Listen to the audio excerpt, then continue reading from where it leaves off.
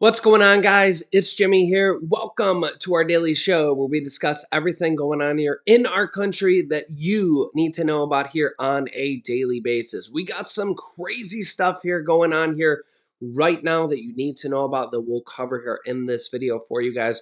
Also, we're giving away a lot of cash to some of our viewers here.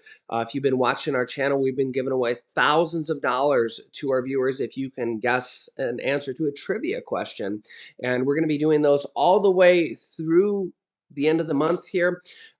We just did a whole bunch for Thanksgiving and for Halloween, and we're going to be doing some through this whole month as well, and honestly into next year as well. So make sure you're subscribed to our YouTube channel. It's completely free to do so. Just click the subscribe button down below, and I'll link you to our most recent video where we just did a trivia question here just in the last video or two. So you guys can guess on that as well. We're going to be doing a whole bunch of them here going forward up until Christmas. Yep. So make sure you're watching here. New videos come out here every day at 10 a.m., 3 p.m., and 8 p.m. Eastern Standard Time. Happy holidays, Merry Christmas, Happy Kwanzaa, Happy Hanukkah, all the good holidays, whichever one you, happy Festivus. And thank you so much for liking and sharing these videos. Let's jump right in.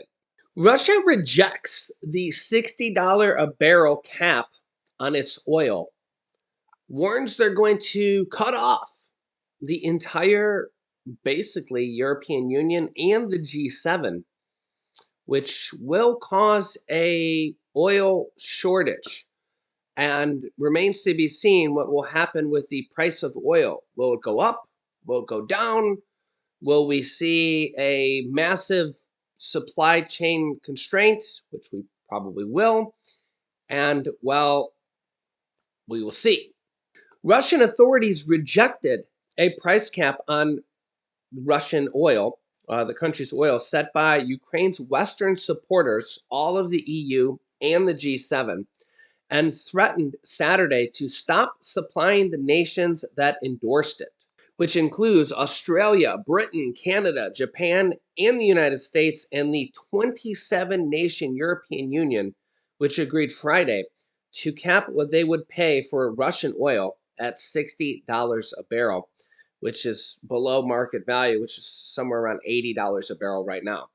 The limit is set to take effect on Monday, along with an EU embargo on Russian oil shipped by sea. So the EU is saying we're not going to buy it unless it's at $60 a barrel. And Russian spokesman Dmitry Peskov said that Russia needed to analyze the situation before deciding what their response will be, but that it would not accept the price ceiling. Russia basically warned that the cap's European backers would come to rue their decision.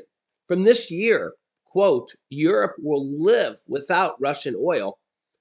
But that was basically what Europe was saying anyways, that if they don't sell it below $60 a barrel or at $60 a barrel, they weren't going to buy it. Quote, Moscow has already made it clear that it will not supply oil to those countries that support anti-market price caps. Wait, very soon the EU will accuse Russia of using oil as a weapon. Ukraine President Zelensky, meanwhile, called Saturday for a lower price cap, saying the one adopted by the EU and the Group of Seven didn't go far enough. He says, quote, it would be necessary to lower to $30 a barrel in order to destroy the enemy's economy faster.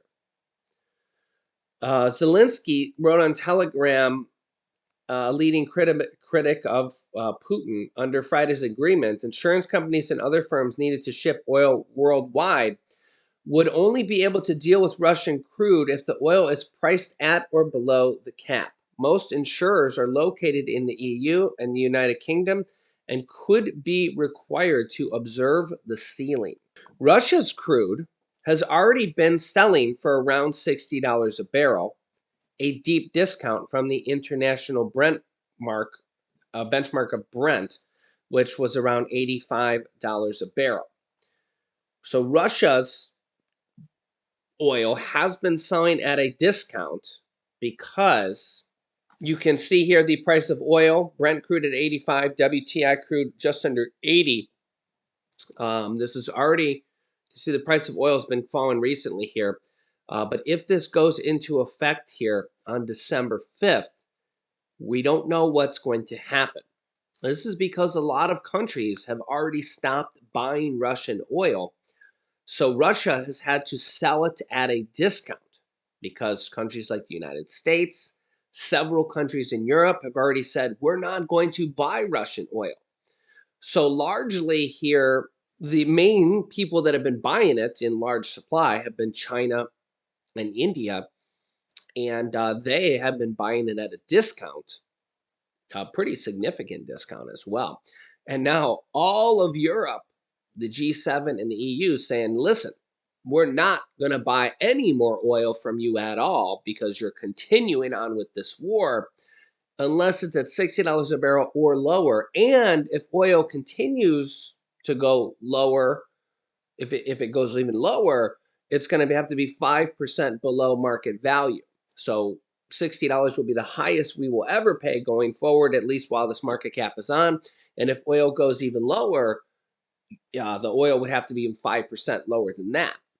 So basically the EU, all of Europe mostly is taking a stand saying, listen, Putin, you're going to have to stop this war, or we're just not going to buy your oil anymore unless it's below $60 or below.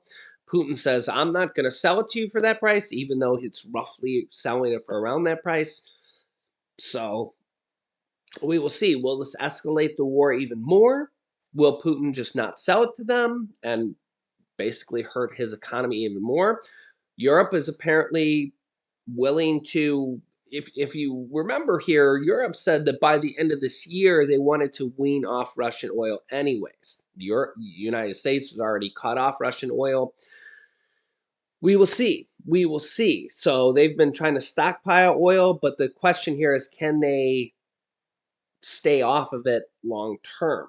Long term. So also remember here that Europe has been weaning off of nuclear power as well because they deem it a little more unsafe over there, because remember they had the Chernobyl incident. Even though it's a very clean power, they're just a little bit more not as privy to it. So they've been building more solar, more wind, and they're going to have to supply their own natural gas and oil and things like that as well, if they're not going to rely on Russia, which is the largest supplier of gas over there, and the United States as well. So we will see. Remember, this could directly impact our gas and oil and natural gas prices. Remember, natural gas prices have more than doubled since the war started in Ukraine here for the US. Everybody thinks about gas at the gas pump, but natural gas and home heating oils have more than doubled since that as well, in large part because of things like this. So if you're paying for home heating here in the winter months, you're already seeing how much more expensive it is, and this could make it go even higher. Now, I do want to tell you guys about this. We are seeing a bunch of states. For example, this is literally just came up here December 2nd here. For example, Maine and a bunch of other states here. I'll show you this here. Maine, Office of Governor Janet Mills, an emergency winter energy relief plan. The governor there says, like many Maine people, I remain deeply concerned about the impact of high energy prices, from home heating oil to electricity, that they're having on Maine people. This week, we got a bit of helpful news, and I think it will help us finish up an emergency winter energy relief plan for legislature to consider. This is Governor Janet Mills. Thank you for listening. The state of Maine budget continues to be in the black as a result of federal support and good fiscal management. Earlier this week, Maine's nonpartisan revenue forecasting committee upgraded the state's general fund revenue forecast by an additional $282 million for the current, basically, budget, which ends June 2023. This means that they can help Maine, and we're seeing this in a lot of states. I'll get to this here in a second. I just wanted to show you this. Even if you're not from Maine, this is kind of what's happening in a lot of states here. with additional assistance for Maine families this week or this winter.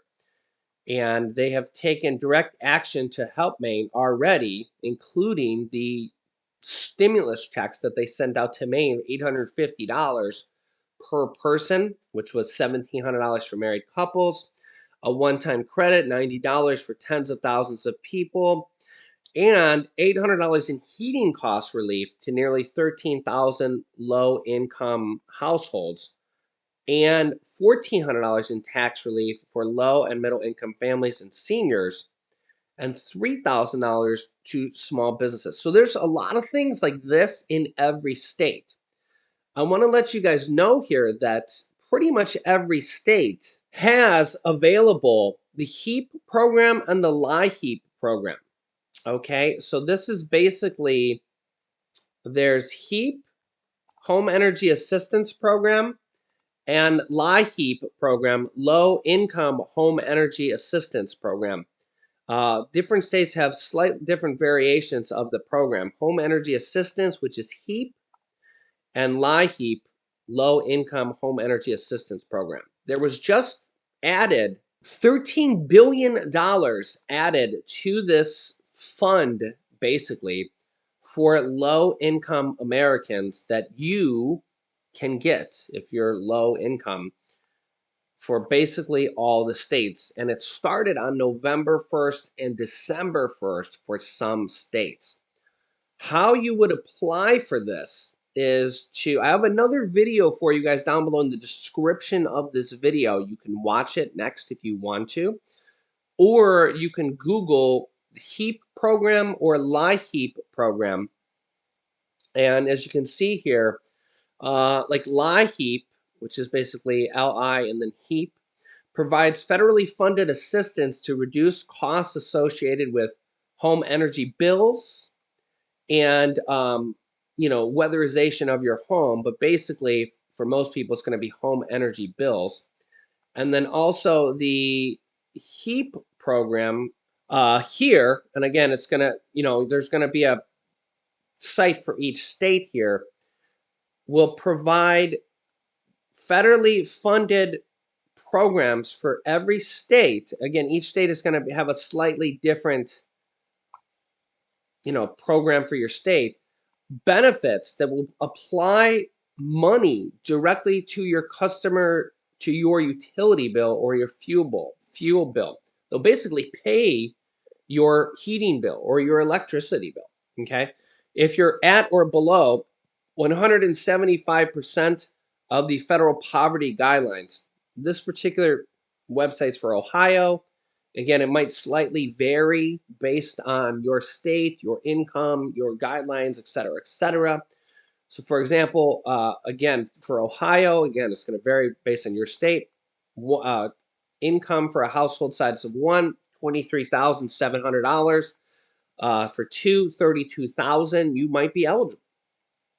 So again, you can just go to Google and type in HEAP, H-E-A-P program, or LIHEAP, L-I-H-E-A-P program.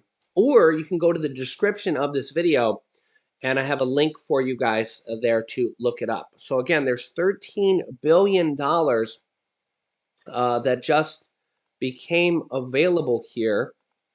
And as you can see here, so this is legit. And please comment down below if you've gotten this in the past.